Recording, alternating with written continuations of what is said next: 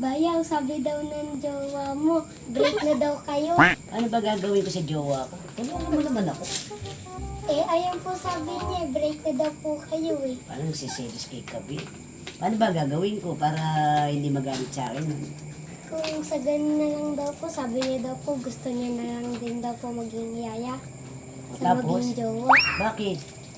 Ewan ko po sa kanya. Basta tulungan mo ako, Bayaw, ah. Ikaw na lang ang pag-asa kong Bayaw para maniwala siya. Oo. Opo, bayaw. O, paano gagawin natin? Umpisa natin, paano? Ganito na lang. Ano po bayaw? Pag nagsimba tayo sa linggo, hindi na si Kabito palalagayin ko sa likod. Siya na.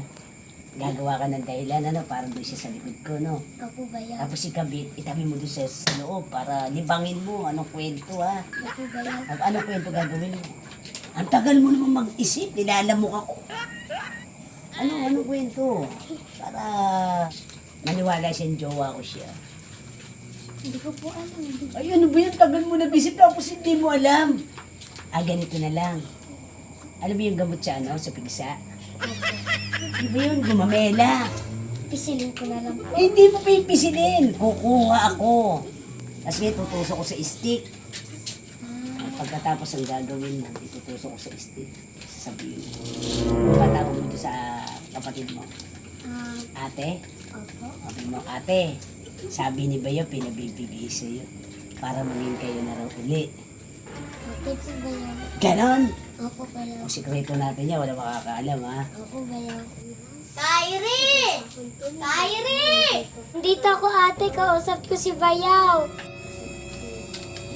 Pag-usapan niyo yung pinagtampuhan niyo, dito ka.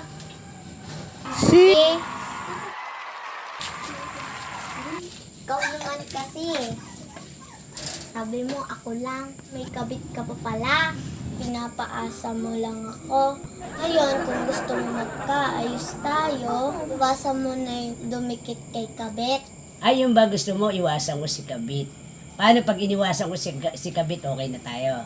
O sige, basta wag ka nang didikit sa kanya. Bati na tayo. Alaga ba? O sige, bati na tayo, ha? Love you! Ate, ate! Tawag na tayo ni Mama.